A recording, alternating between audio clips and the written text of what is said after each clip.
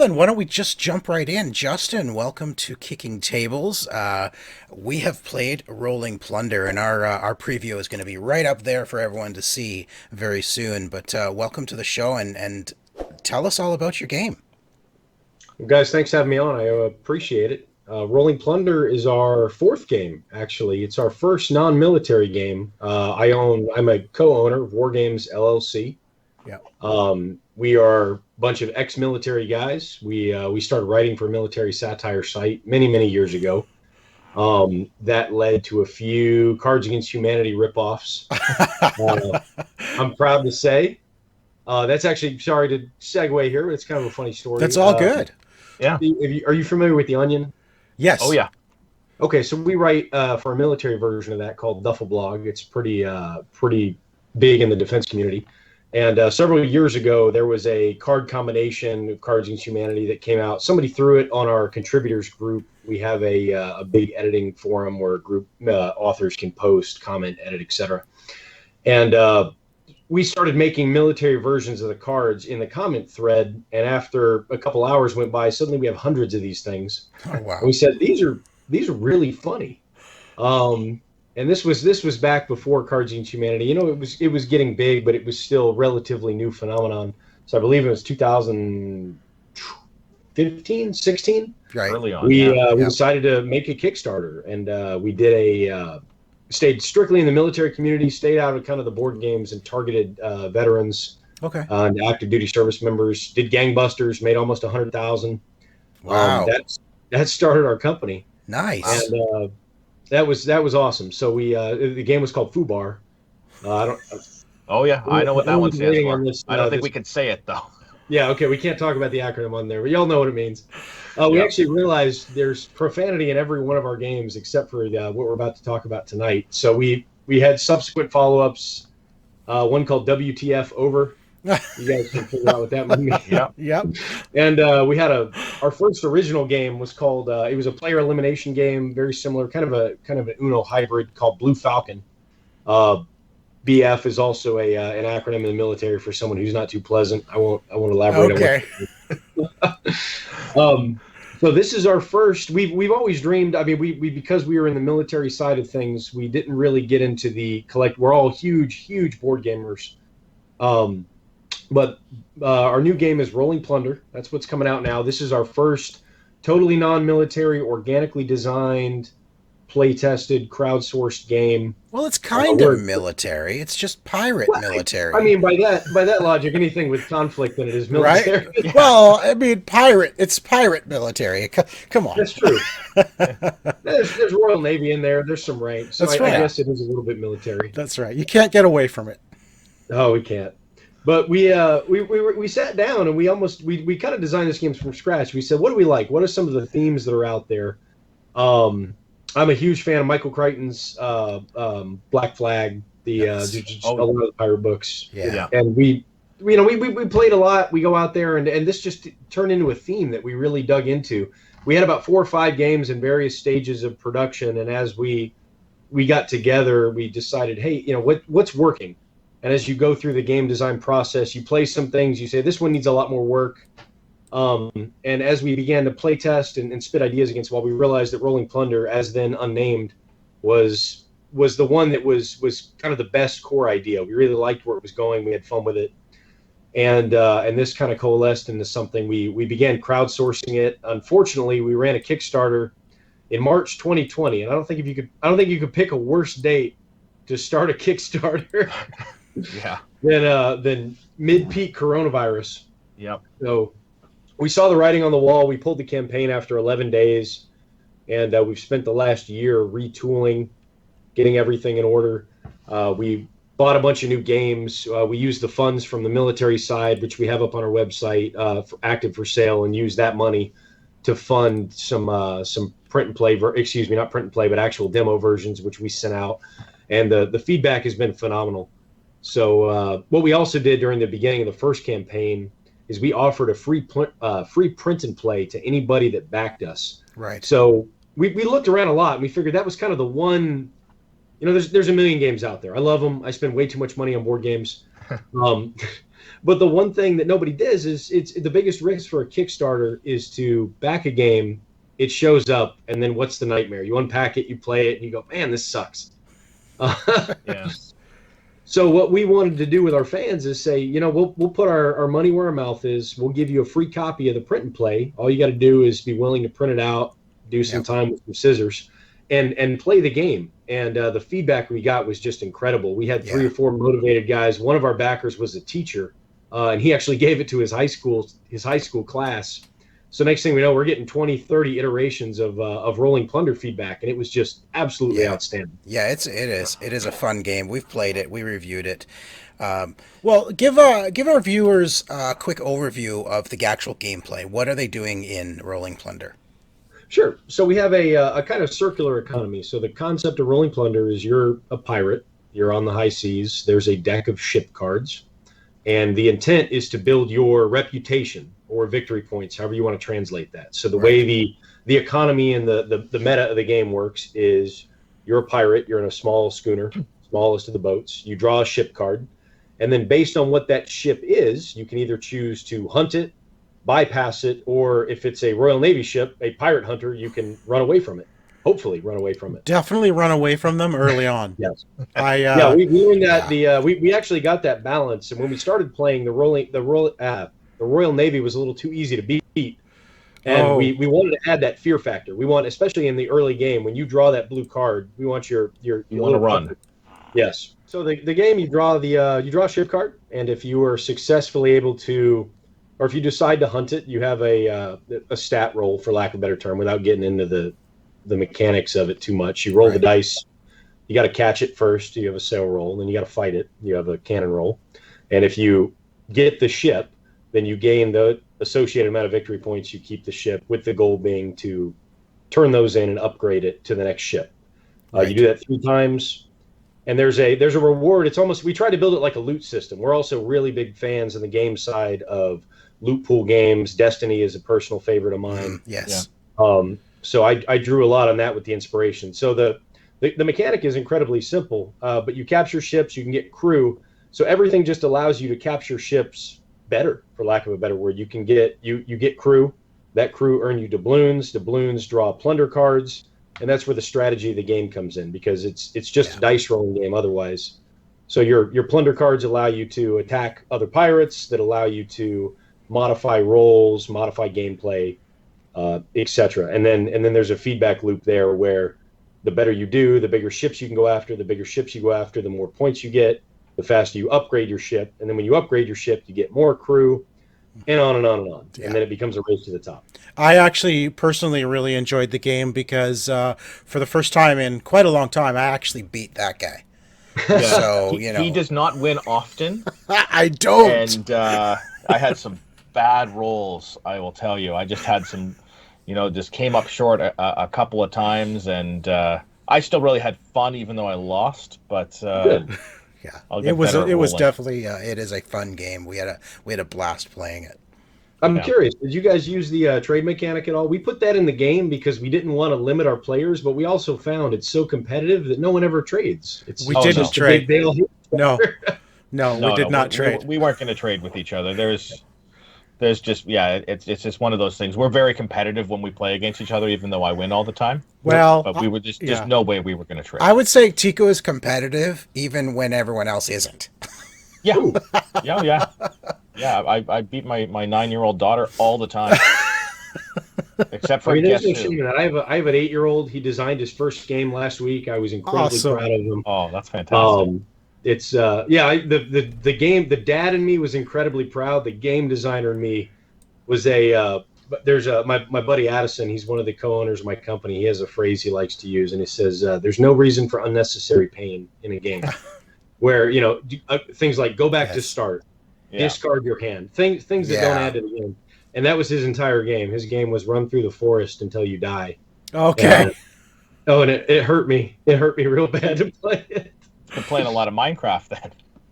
He does. He does play a lot of Minecraft. So I think that's where it comes from. But the dad side of me was incredibly proud. So. Awesome. Well, now you just have to help him tweak the game, make it better. Exactly. So he actually helps me play test for Rolling Plunder. I use him, unfortunately, because I create games, he creates games.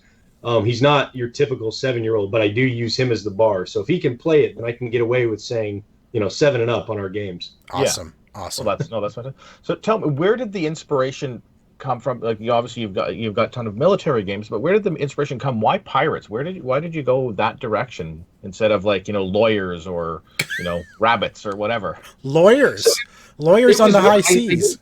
They're like I pirates. think this thing we crowdsourced it. Crowdsourcing is a bad word. We workshopped it where we found the mechanic we liked, which was a press your luck advanced mechanic, and then we almost methodically, technically said, well, what do we like? What are the fun themes that would match this mechanic that would also make sense? And lawyers was not one of them. Yeah, lawyers wouldn't make sense. And we realized, we went back through. 2 of us are history buffs. We're all ex-military, and we thought, you know what?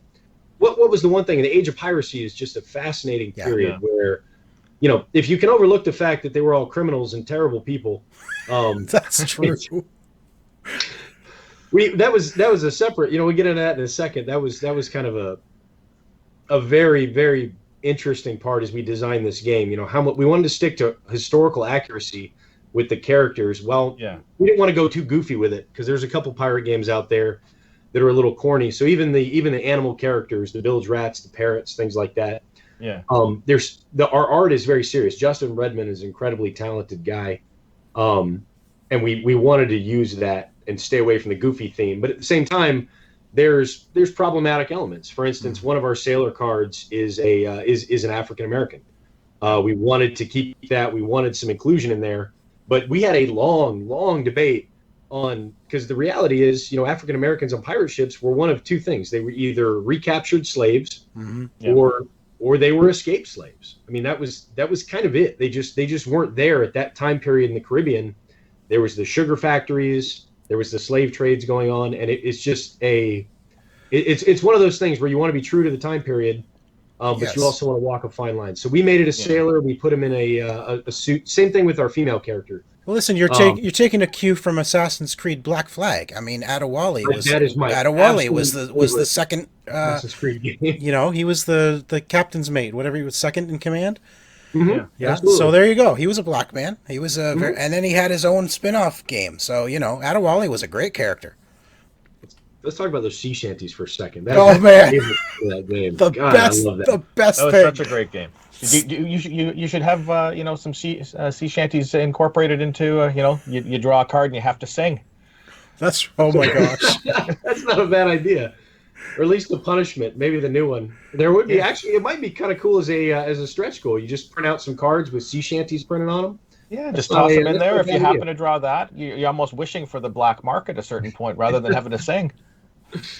That was funny. I'm glad. Did you guys get the reference? So we had originally it was a mutiny card, and we had a gallows that was drawn on there. Yeah. And then we dug into some Robert Louis Stevenson and Treasure Island, and we really liked the black mark, even though that's not really a traditional. There's a lot of debate on whether that even ever happened. Yeah. But it looks cool as hell in the card. It does. It looks great, and it's that sense of dread as you turn that card over too. Yes.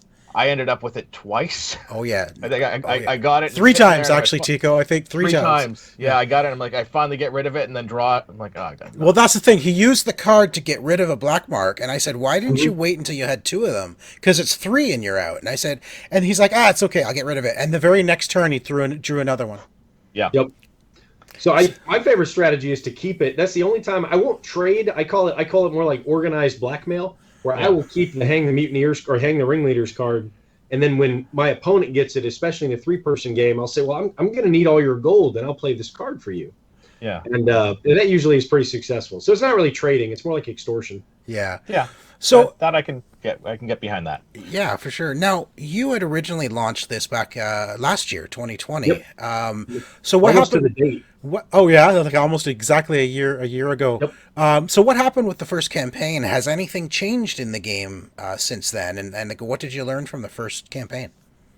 So it was really the game is about as tight as we can make it. The crowdsourcing. What was awesome is our fans were great. So we did not turn off the print and play mechanic after the campaign was done. We kept up an email campaign. So a lot of the people that were really motivated continued to give us feedback afterwards. But what we found is there wasn't a lot we had to tighten up with the rules, which is kind of how we knew we had a winner. Yeah. the things we tightened up were, hey, there's a typo here on the rules. Hey, the biggest thing was clarity because of the way the rules interact. Just like any game, the more people that you have play it, especially experienced gamers, they're going to try and break the game because Of course. we all do. And we found out it was very hard to break the game. There were a few minor tweaks we had to do, but the real lessons learned were in the Kickstarter itself. Okay. Validation because of our day jobs. We're in the military, or were in the military when we started this company. We got out.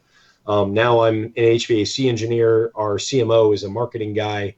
And our finance guy is foolishly going back into the military, as we like to say. So he actually starts training in about a month. Bless his heart, he's joining the Navy. Awesome. I'll get the game funded before he goes, and he's gonna bounce when we got to do the hard work. You got to take the game with him. Oh yeah, it'll be out there. He better be on his ships. That's right. But it was, the real lessons learned were just validation with the other community. And if you look at the Kickstarter previews now, I mean, we got, I think we're up to almost a dozen reviews, videos, previews. Nice. And the feedback has been almost universally positive. So when you look on it now, it's just more validation for the community because we didn't know what we didn't know because we had a military fan base and we learned, unfortunately, during the campaign that there's not as much crossover as you would think. Young 20-somethings in the military are big video gamers. They're big party gamers. So the Cards Against Humanity knockoffs did very well. This is our fourth Kickstarter. We funded the first three.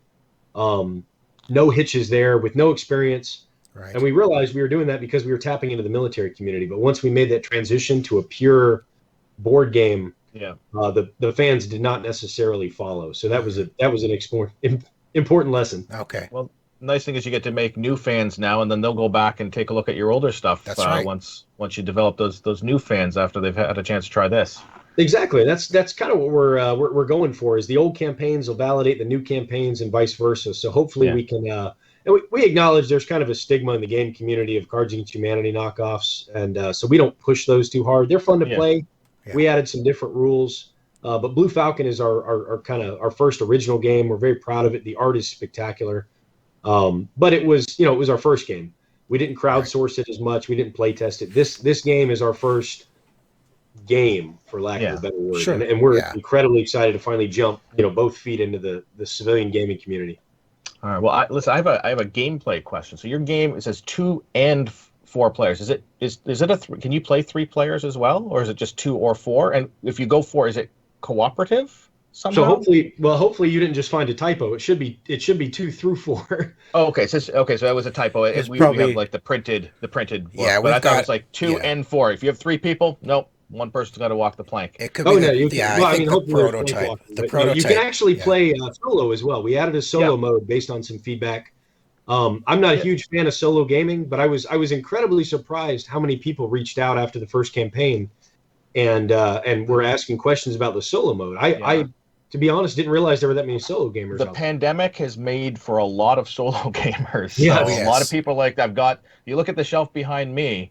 I've got so many games, and so be able to put these to the table without having to worry about getting together. Sean and I live 45 minutes apart, so we're now able to get back together and play stuff. But during the height of this, that solo mode is very much wanted. Tell us a little bit about how that solo mode plays versus the regular game. So that's kind of the cool thing about the draw and push your luck mechanic that we realized inadvertently that we'd made this game, so it was kind of perfect for a solo mode. All we had to do was put a countdown mechanic versus an elimination mechanic, because you're now no longer playing against other characters that are going to beat you.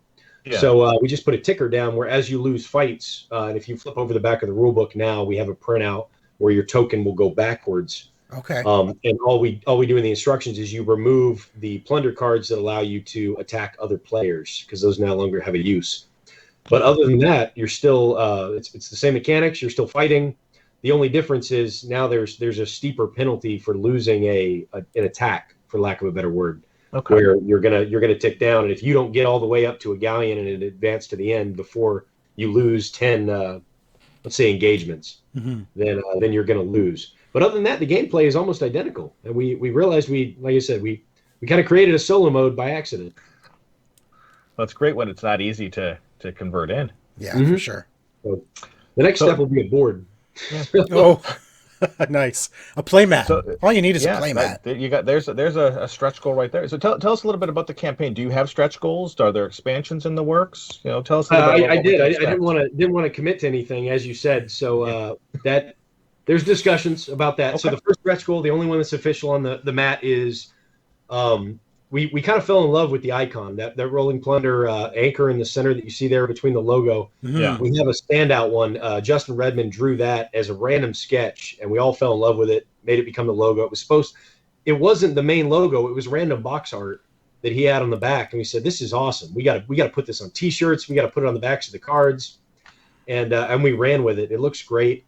So what we did is we have custom coins that are out there. We got some quotes for it. Nice. I believe if we hit 10,000, that'll be enough for us to put one in every game. So it'll be a first player token, Oh, just to very track cool. where we're going. So that'll be pretty sweet.